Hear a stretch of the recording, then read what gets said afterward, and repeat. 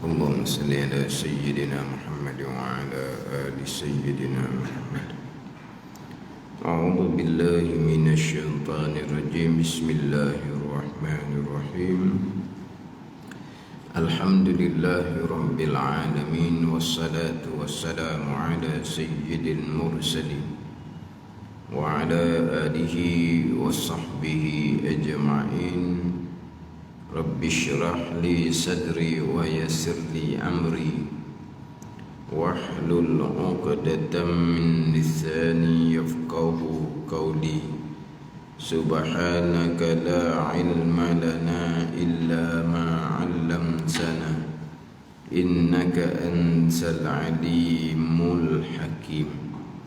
ولا حول ولا قوة إلا بالله العلي العظيم. Ini kitab Pati Paridah, muka surat 37. Bagi yang ke-10 daripada atas. Surat 37 bagi ke-10 daripada atas.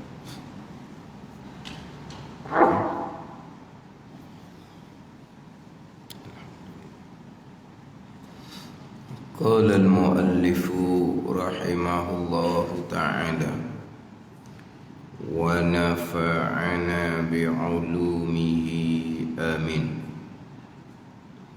Sifat takwin, takwinun, sifat takwin, dan menjalani Maturidiyah. Ulama-ulama Usuluddin yang mengikut aliran Imam Abul Mansur Al-Maturidi menjalani akan ada lagi sifat Allah, ada lagi sifat Allah yang dinamo dengan sifat takwin. Erti bagi sifat takwin mengada.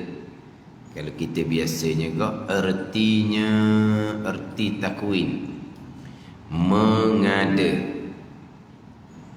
iaitu sifat takwin, sifat yang sedia adanya pada zat Allah Ta'ala, yang dengan dia, dengan sifat takwin, mengada akan sesuatu dan mentadak akan dia akan sesuatu.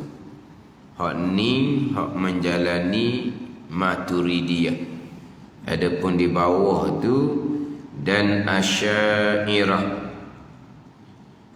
ulama-ulama yang mengikut aliran Imam Abul Hasan Al-Asy'ari berkata, tak ada bagi Allah sifat takwin ini, bahkan yang tersebut daripada ijab dan i'dam, ta'alluq, tanjizi, hadis, ta'alluq dari hadis bagi qudrah jua.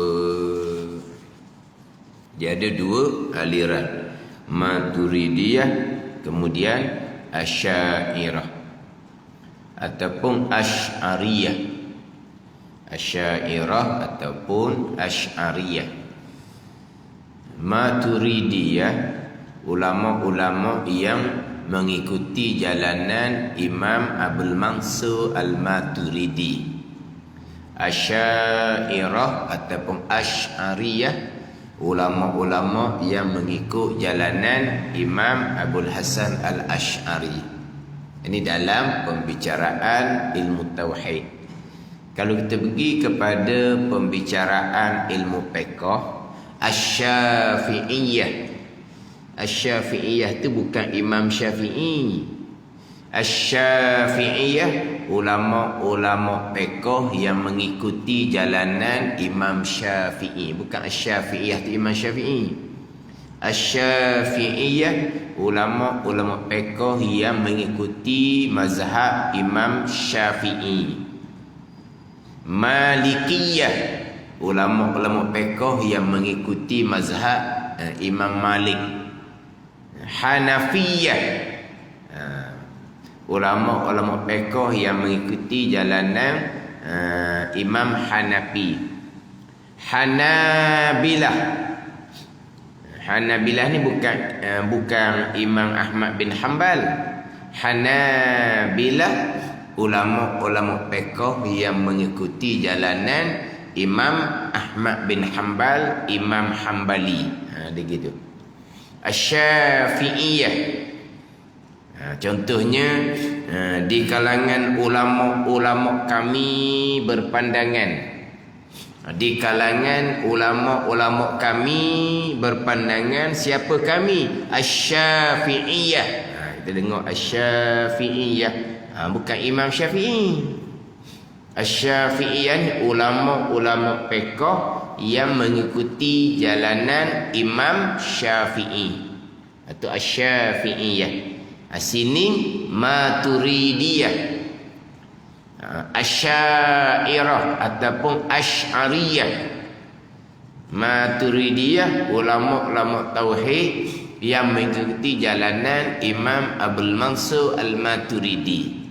Asy'ariyah, Asy'ariyah, Asy'ariyah boleh, Asy'ariyah pun boleh. Ulama-ulama tauhid yang mengikuti jalanan Imam Abul Hasan Al-Asy'ari.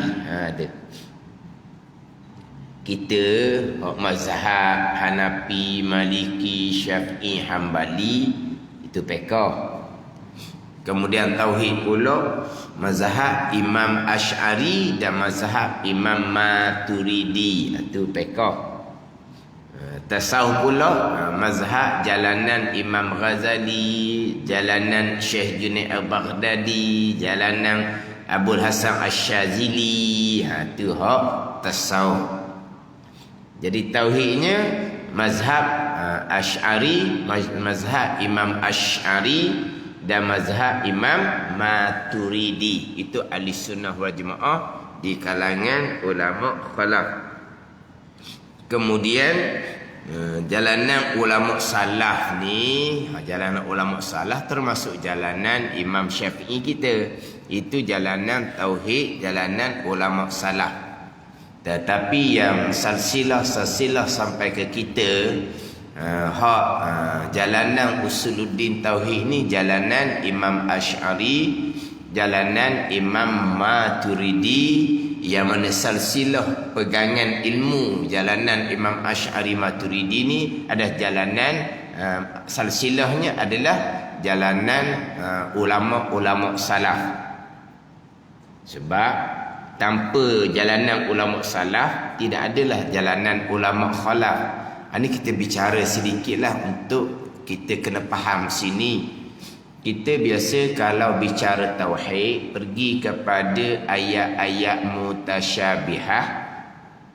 Ayat-ayat yang mutasyabihah, contoh ayatnya istiwa alal arsh, summa stawa alal arsh. Kemudian istiwa Allah Ta'ala atas arasy. Maka jalanan ulama salafnya macam mana, jalanan ulama khalafnya macam mana, kedua-dua ni jalanan ahli sunnah wal jamaah. Kemudian jalanan ulama khalaf ni jalanan ulama kemudian.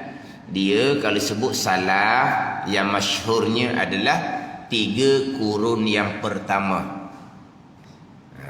Masuk kurung yang keempat dipanggil jalanan khalaf. Khalaf ni hak belakang lah pula, hak kemudian.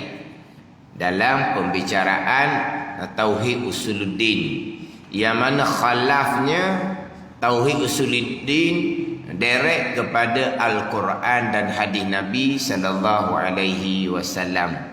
Yang mana di 3 kurun yang pertama pegangan solid.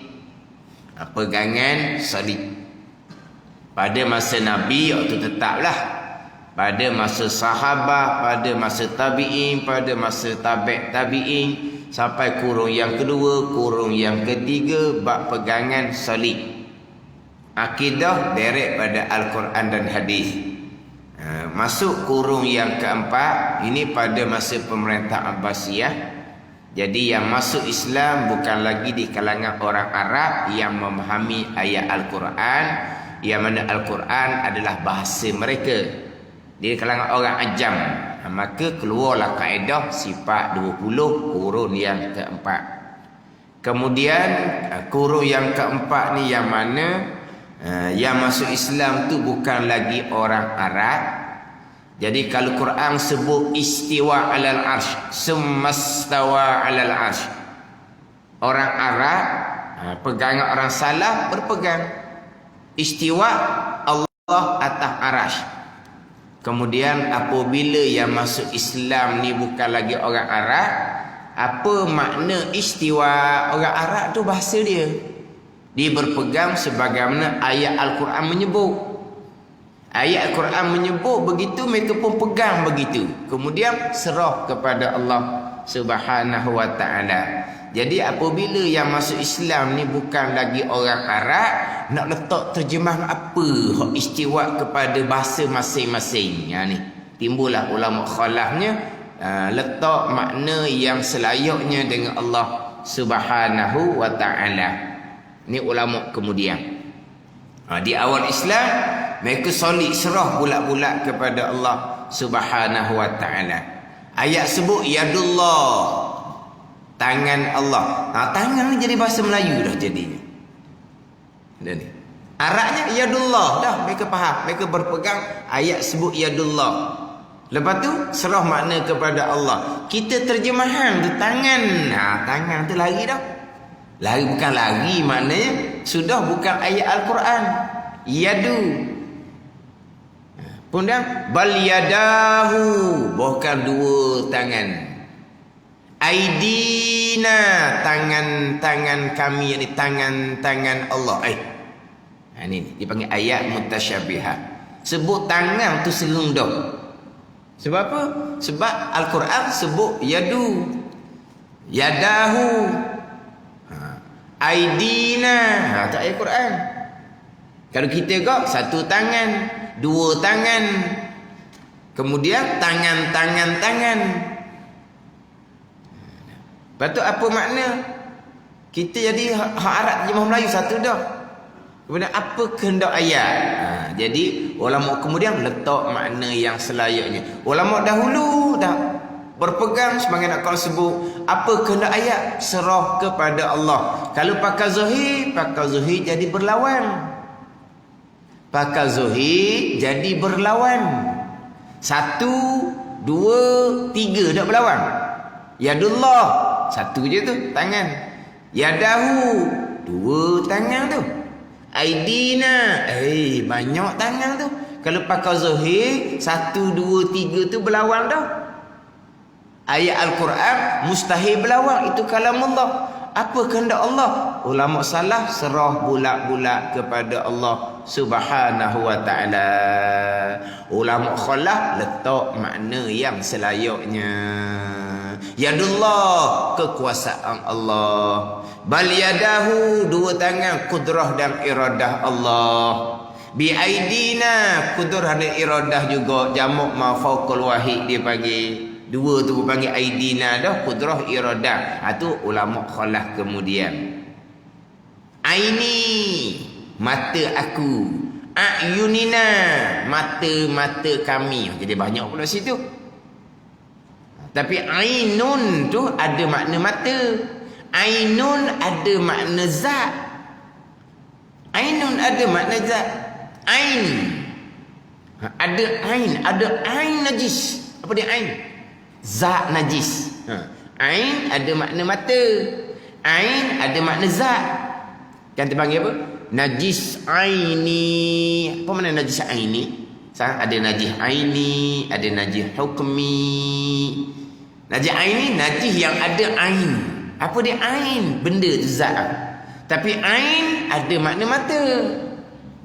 Ada Al-Quran sebut aini, ayunina. Ni hak salahnya itu bahasa mereka, bahasa Arab, serah kepada Allah. Hak khalah ni yang mana bukan lagi orang Arab masuk Islam, dia pun letak makna yang selayaknya. Gitu je. Ni. Jadi jalanan Imam Asy'ari mati dia berjalanan ulama khalaf. Yang mana pembicaraan ayat mutasyabihat tadi itu dalam kitab Pati Paridah, jangan lupa bicara mukhalafatuhu ta'ala lil hawadith. Didatangkan dua jalanan. Ar-Rahmanu 'alal 'arsy istawa. Bermula Tuhan yang bernama Rahman istiwa atas arasy. Istiwa bahasa Arab dia ada belas-belas makna. Ada istiwa dengan makna julus. Ni. Istawaitu 'alal kursi. Mana apa? Jalastu 'alal kursi. Saya duduk atas kursi. Istiwa ada makna duduk. Tapi istiwa ada belas makna. Jalanan ulama salaf serah kepada Allah Subhanahu wa taala. Jalanan ulama khalaf letak makna yang selayaknya bagi Allah, dengan mana Allah menguasai, memiliki arasy. Itu ulama khalaf. Ini pembicaraan dalam ilmu tauhid. Kemudian kita nak memahami tauhid salaf, dia kena ambil aliran khalaf. Sebab silsilah ilmu tauhid nak sampai kepada ulama salaf mestilah melalui jalanan khalaf. Ini ada pula golongan terpesong. Kita tidak boleh memahami akidah salaf dengan kita mengikuti kitab-kitab tauhid khalaf. Lepas tu kamu nak memahaminya ke mana? Kami memahami direct kepada ulama salaf. Memahami directnya macam mana? Kami membaca kitab-kitab tauhid salaf. Kamu membaca, bukan kamu belajar. Ini terpesong ni. Mereka membaca. Tapi ulama khalaf dia membaca kitab-kitab salaf kerana silsilah ilmu mereka sampai kepada ulama salaf, ulama terdahulu. Mereka bukan membaca kitab-kitab ulama salaf, itu silsilah ilmu yang sampai kepada mereka. Orang sekarang dia tak mudah pakai jalan ulama khalaf untuk memahami kitab-kitab tauhid ulama salaf. Sebab apa? Tak betul dia kata. Tak betulnya dia membaca sendiri. Sebutlah kitab tauhidnya ada 20 kitab, saya membaca. Membaca. Dia kitab tauhid ni berapa puluh kitab pun sama je bawakan dianya. Salaf sama je. Istiwa 'alal arsy. Allah istiwa 'alal arsy. Segitulah akidah Al-Quran. Buat terpesong ni istiwa 'alal arsy Imam Syafi'i tu. Kenapa? Tuhan duduk atas arah. Ia letak pada Imam Syafi'i. Ini golongan terpesong. Sebab apa? Sebab dia baca kitab ulama salaf dengan membaca sendiri. Ini pun nama. Dia membaca sendiri. Yes. Kadang-kadang nak jadi sedap ni kan. Kitab ni 20 kitab saya membaca. Ni hak kitab salaf. Baca berapa puluh kitab pun sama je. Macam kita kata pekoh. Contoh pekoh. Oh, saya belajar bab taharah pekoh ni puluh-puluh kitab. Iyalah puluh-puluh kitab, tapi bawakannya kalau mazhab Syafi'i sama je lah. Walaupun kita kata saya mengaji bab taharah ni, banyak kitab saya mengaji ni, puluh-puluh kitab bab taharah ni. Dah beza ke? Sama je. Mana ni? Sama je lah. Kitab pekoh dia ada taharah, dia ada semayang. Kita ambil berapa kitab pekoh, penguraian taharahnya sama sahaja. Bunyi banyak lah, glamour lah. Oh, saya ngaji bab taharah 20 kitab. Sama je. Pembicaraan sama saja. Sama juga baca kitab ulama salaf di 20 kitab, 40 kitab, sama je. Istiwa 'alal arsy sama je. Tapi apa kehendak tuan kitab? Kamu hanya membaca sendiri. Ini punah. Ini banyak berlaku punah ni. Jadi sampai kepada kita, tauhid adalah jalanan ulama khalaf, jalanan Imam Asy'ari, jalanan Imam Maturidi. Kenapa kita tidak berakidah dengan akidah Imam Syafi'i? Kita pekoh ambil pekoh Imam Syafi'i. Tauhid ambil tauhid Imam Asy'ari. Imam Asy'ari itu pekohnya bermazhab Syafi'i.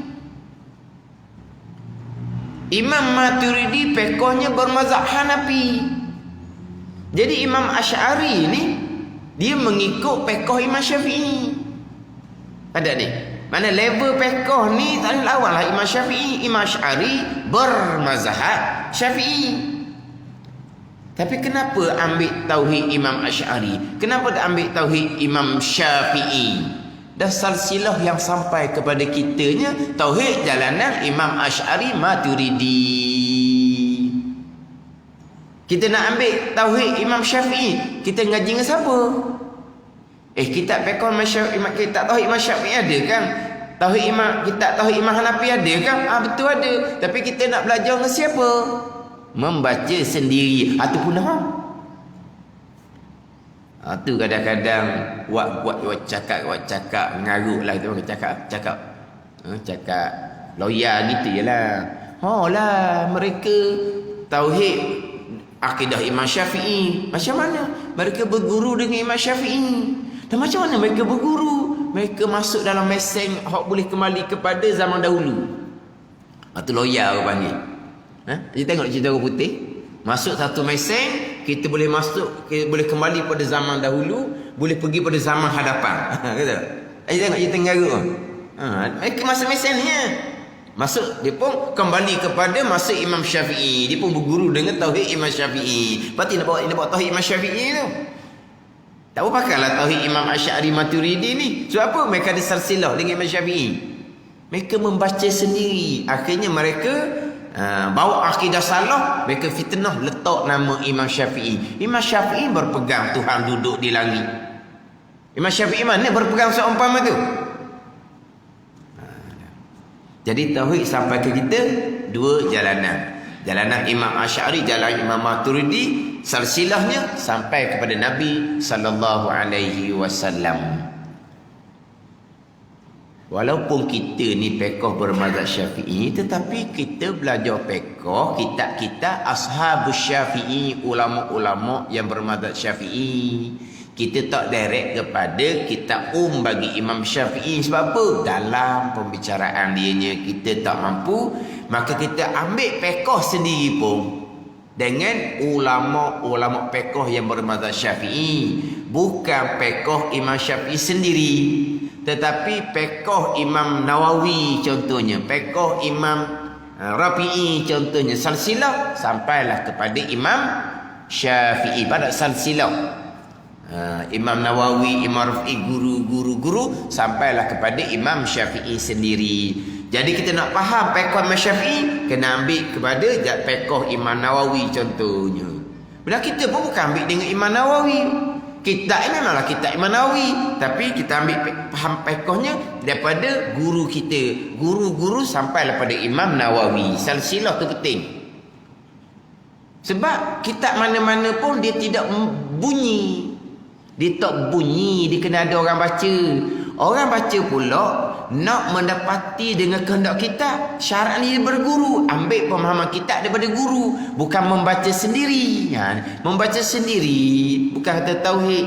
Pekoh hak mudah pun. Baca kitab yang sama. Satu guru bawa hukum seumpama ni, satu guru lain bawa hukum lain pula. Dah kitab mana kamu berdua ni? Kitab yang sama. Tapi kenapa lain pemahaman? Sebab satunya berguru, satunya membaca sendiri. Maka faham dia lari itu hak pekoh hak mudah. Ada ni. Ini tauhid pula. Di tauhid silsilah sampai kita jalanan Imam Asy'ari, jalanan Imam Maturidi. Tapi hak kita duduk ambil ilmu tauhid ni ada di kalangan ulama-ulama, bukan Imam Asy'ari sendiri, bukan Imam Maturidi, ulama-ulama yang mengikuti jalanan Imam Asy'ari, jalanan Imam Maturidi. Itu dia penting silsilah. Kita berguru, guru ambil daripada guru, ambil daripada guru, sampailah kepada imam-imam muktabar, sampai kepada Nabi sallallahu alaihi wasallam. Itu penting belajar. Ini saya biasa sebut sama. Penting belajar ni bukan kepada orang yang nak belajar. Orang yang nak belajar ni memang mari ni nak mari kerana nak belajar. Kalau nak membaca sendiri, pagi-pagi Sabtu ni duduk rumah banyak kerja nak buatnya. Jadi penting belajar ni kadang-kadang ditekan kepada orang yang datang belajar. Dia memang datang belajar, tekan buat apa lagi? Orang yang mengajar tu belajar dengan siapa? Tu penting. Orang yang mari dengar ni memang mari nak belajar. Ingat baik ni, ilmu agama kena belajar, jangan membaca sendiri. Ilmu agama kena belajar, jangan membaca sendiri. Tekan pada siapa? Kepada orang yang mari belajar. Tak timbul dah situ. Hak timbulnya orang mengajar. Belajar ke dak kita tu? Tu penting. Kan dia? Dia tekan kepada orang yang mari nak tanda telinga buat kita tu. Tu tetap dah. Sama juga orang mengajar tekan. Belajar fardu ain, belajar fardu ain, belajar fardu ain. Dah kamu ajar dah fardu ain. Kamu lengkap dah ilmu fardu ain. Jangan duk sebut saja. Sebab orang nak belajar ni kena ada yang mengajar. Jadi sekarang ni kita ni penting belajar ilmu fardu ain. Itu kewajipan asas belajar fardu ain. Dah kita nak belajar ni kena ada yang mengajar. Sekarang ni kamu mengajar dah ilmu fardu ain. Tu persoalan dia. Kalau orang mengajar tu ngajar ilmu fardu ain, orang belajar tak tahu puja pakar tu. Dia mari nak dengar, dia tak tahu pun mana ilmu fardu ain, mana ilmu fardu kifayah. Tak tahu dia kisah dia. Janji nak tadah telinga. Dia tak tahu dah fardu ain tauhid setakat mana, fardu ain fiqh setakat mana, fardu ain tasawuf setakat, tak tahu dianya. Setakat nak tadah telinga. Tapi kalau orang mengajar tu betul-betul ikut hukum, dia ajar ilmu fardu ain asas kepada orang umum ni, maka orang belajar pun selamatlah sebab dia belajar ilmu fardu ain kerana yang mengajar tu betul. Tapi kalau yang mengajar tu tidak tekan ilmu fardu ain, orang hok belajar hok tak ada telinga saja tu gak pakai hanyut gitu jelah. Dengar sangat fardu ain tauhid tak tahu ke mana, fardu ain fiqh pun tak lepas, fardu ain tasawuf pun tak lepas, belajar bertahun-tahun. Kenapa? Kerana yang mengajar. Kerana yang mengajar tu tidak melengkapkan ilmu fardu ain. Bahkan orang yang betul-betul nak belajar ilmu fardu ain pun susah dia nak kelas. Ini orang hak reti ni. Kita nak belajar fardu ain tauhid, nak belajar fardu ain fiqh tasawuf, rata-rata kena cari. Tapi alhamdulillah sebab dia tahu apa yang nak belajar. Tapi kalau orang tak tahu apa nak belajar, dia tak ada telinga je. Lepas tu hak besarnya belajar fardu ain, mengajar fardu ain tu. Tak besar. Dia tekan kepada belajar fardu ain, belajar fardu ain. Dan kita macam mana orang mengajar? Kita nak mengajar nak ada satu tempat, kita usul dak tempat tu. Fardu ain tauhid macam mana, fardu ain fiqh macam mana, fardu ain tasawuf macam kita mana? Kita cek dak dulu. Kita pakai ikut minat kita je lah. Apa tu? Tekan kepada pelajar, belajar fardu ain, belajar fardu ain. Dan kita bawa apa?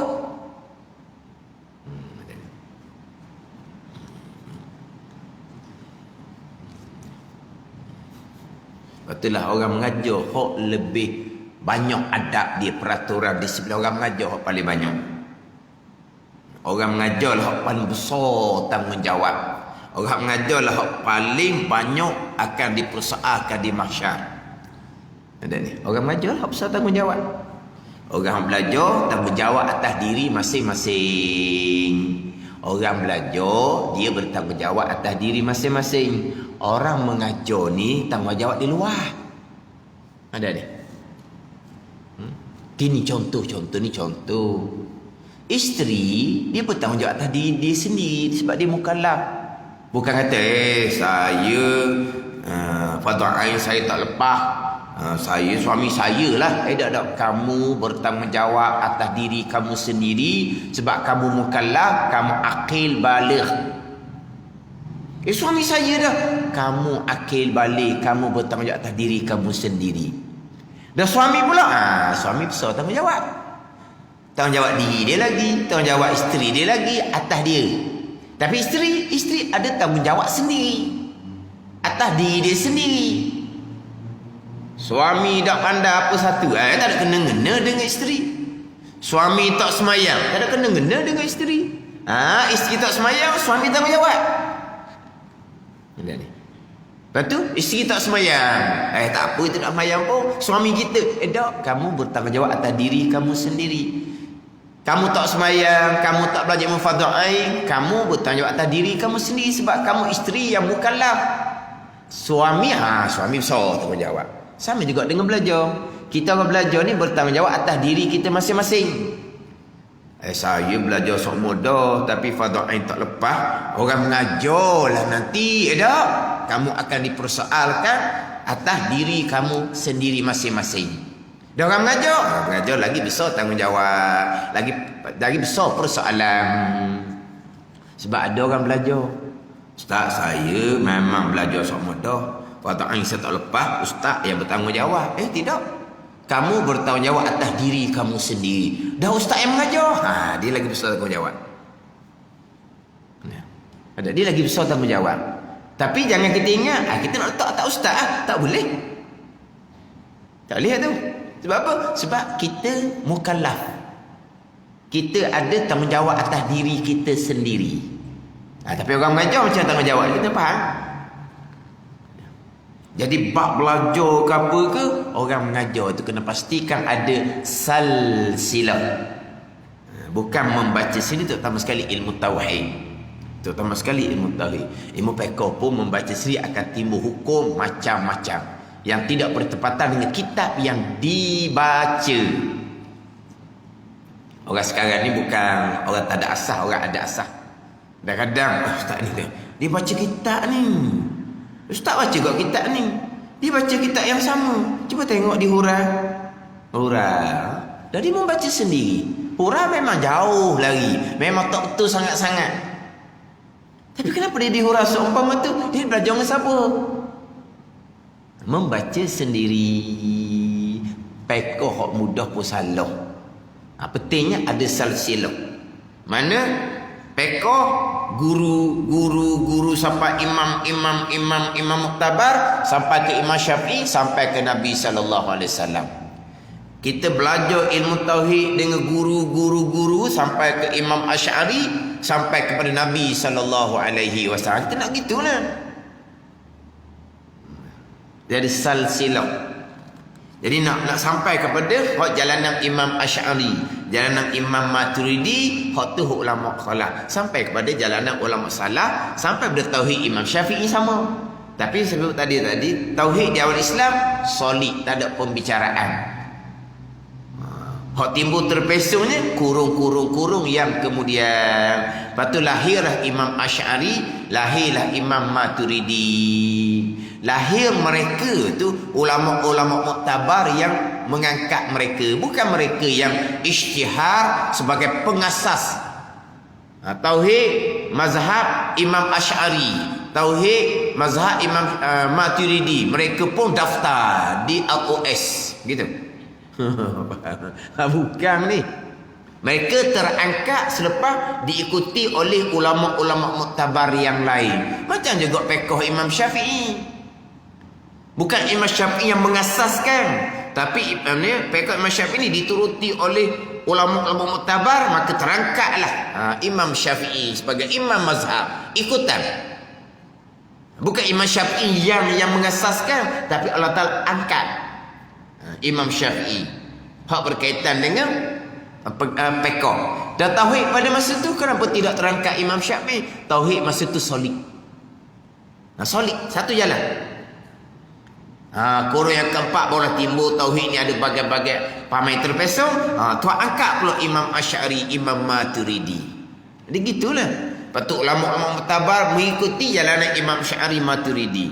Kalau kita baca dalam buku-buku dicerita, siapakah ulama-ulama muktabar?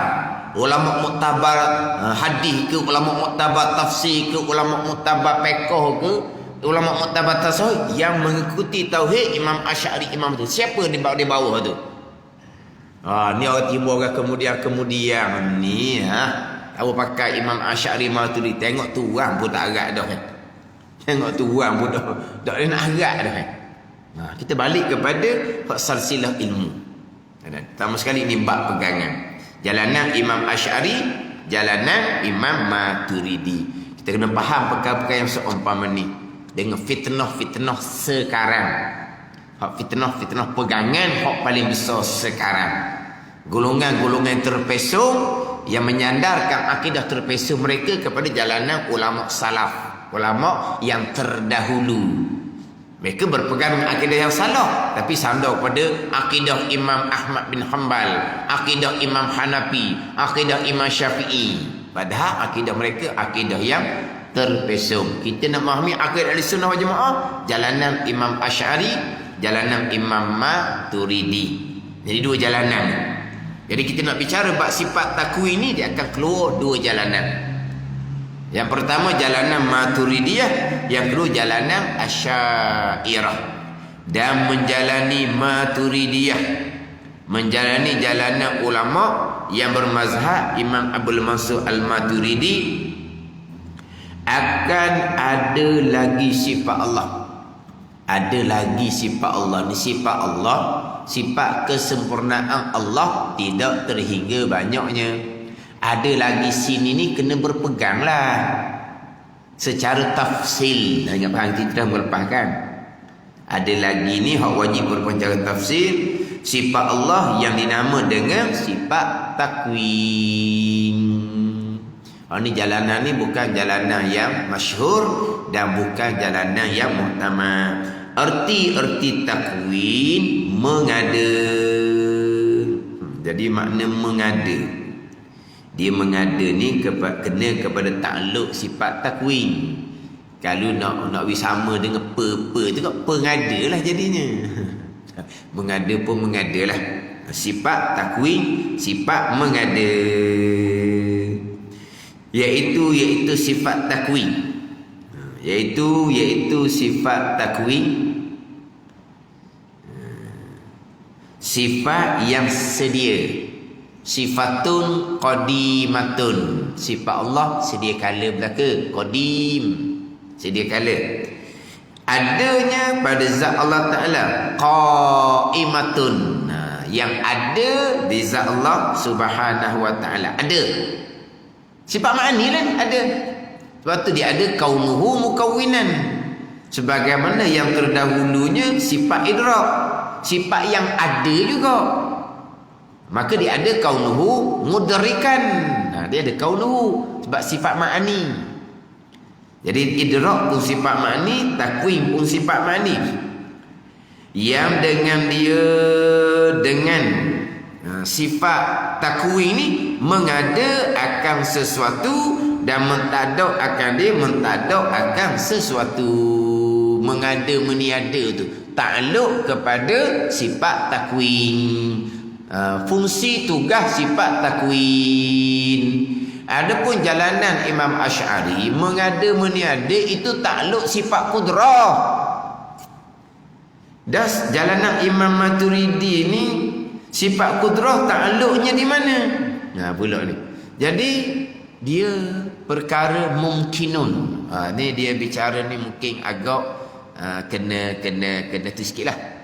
Dia kudrah iradah bertakluk kepada mumkinun.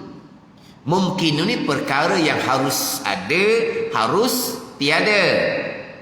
Perkara yang wajib, zat Allah dan sifat Allah tidak berkait dengan kudrah dan iradah. Kekudrah yang mengadakan zat Allah, kekudrah yang mengadakan sifat Allah tidak berkait.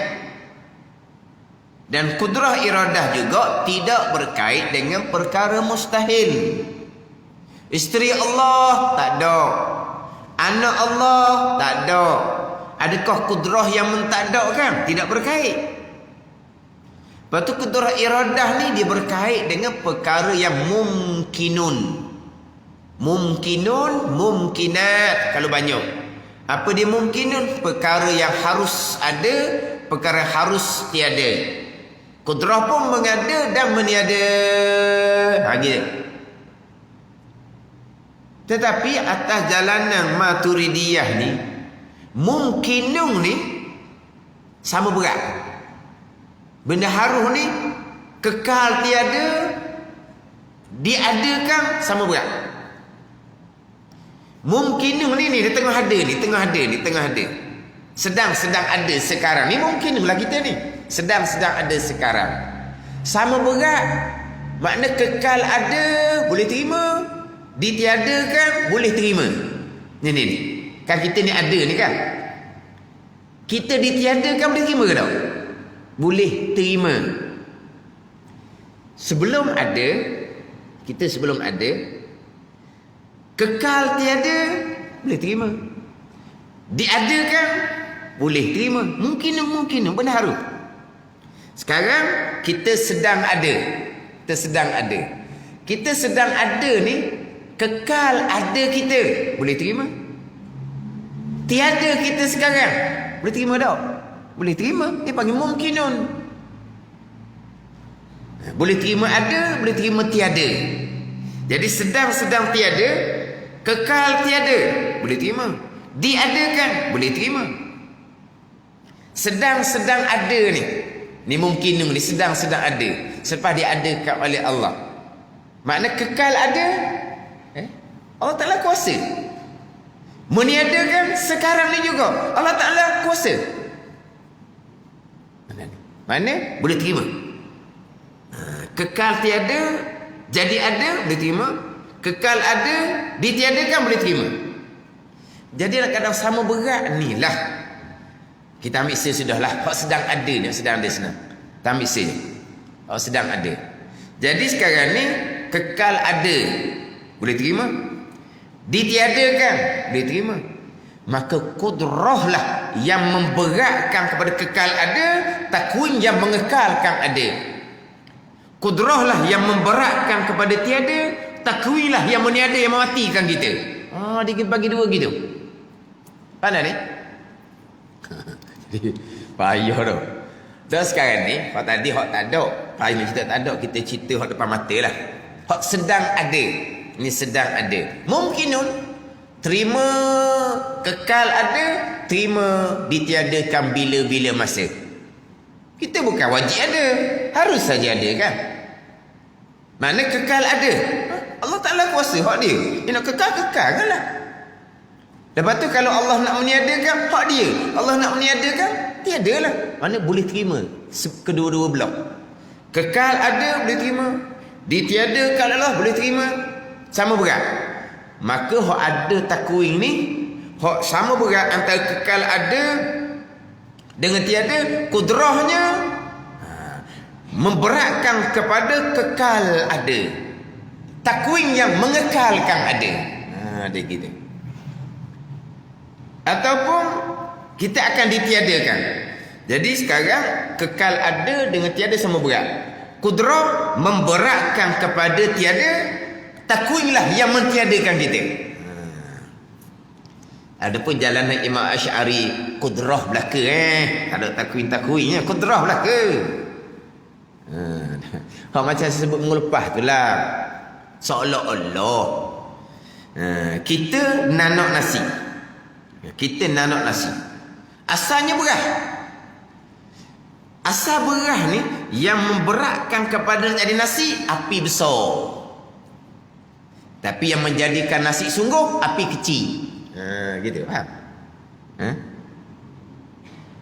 Berah dia nak jadi pada nasi itu. Tak jadi nasi lagi. Nak jadi kepada nasi dengan api besar. Itu diumpamakan dengan kudrah. Kemudian yang menjadi nasi sungguhnya adalah api kecil. Itu takwin. Jalanan Imam Asy'ari kudrah belaka. Itu buat bandingan. Faham tak ni? Buat bandingan ni. Api besar ke api kecil tu asbab. Semuanya perbuatan Allah. Itu kita pegang kejap dah tu. Tapi nak buat cerita. Bagi. Jadi berah. Jadi nasi. Yang menjadikan nasi sungguhnya api kecil. Tetapi kalau api kecil tak jadi nasi ke. Pakai duduk ni dah. Berah lama-lama dah air jadi mana? Boleh tak? Boleh. Mana kita air penuh ni. Lepas tu kita pakai api kecil daripada awal. Jadi kot tau. Mana? Kita nak kenal ada api besar api kecil. Nak kenal warna. Mai duk tekan di pujuk nasi tu kok selesai. Tak ada api besar api kecil ni orang sekarang. Ini dah kena api besar api kecil dah. Jadi buat bandingan gitulah. Jadi hak mengadakan, meniadakan takwin. Jalanan Maturidiyah. Hak Asy'ariyah di bawah tu mengada meniada kena kepada kudrah. Takluk kudrah. Dia dalam percakapan ni memang saya sebut sok mudah. Kita banyak isnad majazi. Sanda sementara kepada asbab. Ada ni. Sama juga bila sebut kata kudrah mengada, takwin mengada, contoh. Itu hanya isnad majazi, bukan hakiki. Hakikinya mengada tu Allah Subhanahu wa taala, bukan sifat kudrah ataupun sifat takwin yang mengada, bukan.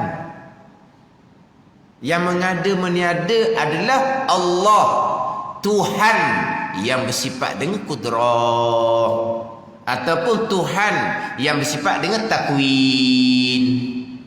Bukan sifat dia yang mengada yang meniadakan. Bukan kalau berpegang zat diri sifat yang mengadakan, bukan Allah kupu pegangan tu. Dah sebut kata kudrah mengada, takwin mengada, itu dia panggil isnad majazi. Letak sementara kepada sifat. Yang sebenar mengada meniada adalah Allah Subhanahu wa taala, zat yang bersifat dengan kudrah, zat yang bersifat dengan takwin. Kena faham boleh. Sama mendengar. Bukan sifat sama yang mendengar. Allah yang bersifat dengan sifat sama yang mendengar. Tapi kita sebut sifat sama lah mendengarnya. Itu dipanggil isnad majazi. Mana ni? Macam kita cakap asbab tu lah. Tadi sebut tadi kan, api besar, api kecil. Itu isnad majazi. Qawi ni isnad majazi. Sanda pula pada waxing isnad majazi. Hak KMM tu lah petang-petang tu. Cerita bab ni penyebaran. Ada disebut tak kodak-kodak? Tak pasang dah. Dia disebut tak kodak-kodak? Penyebaran tu lah. Penyebaran melalui import tempatan. Hak rentah negeri. Hak berlaku penyebaran di Kelantan. Akhirnya Kelantan PKP dah hari ni. 2 minggu. PKP faham tak? PKP ni kok 2 orang saja dalam kereta 10 kilometer. Tapi tak boleh lawan lagi lah. Hak seorang. 2 orang tu lega lah. Ingat tak masa seorang? Ingat masa seorang? Gisah basung pun seorang. Mengigau tukang gisah seorang tu. Dah seorang. Mula-mula tu kan seorang kan? Kemudian baru jadi 2 orang. 2 orang lega lah. 2 orang. Masa seorang kau mana? Gisah basung. Nak beli macam mana? Tanya tukang jual pula, tak kenal juga. Allah kata, tukang jual pun tak kenal. Tukang jual pun lelaki juga. Bukan reti sangat dia ni. Barang-barang hak tertentu tu lah. Hak benda-benda orang puan nak buat gitu, nak buat kuih, nak buat apa tu kan. Jual pun tak kenal juga. Apa-apa hak jual lelaki. Kita tanya jual puan barulah dikenal. Tapi kita tanya orang puan tu segang lah. Tanya lelaki mudah, tak kenal. Tambahan bukan bahagian ni, dia jaga bahagian lain, tak kenal.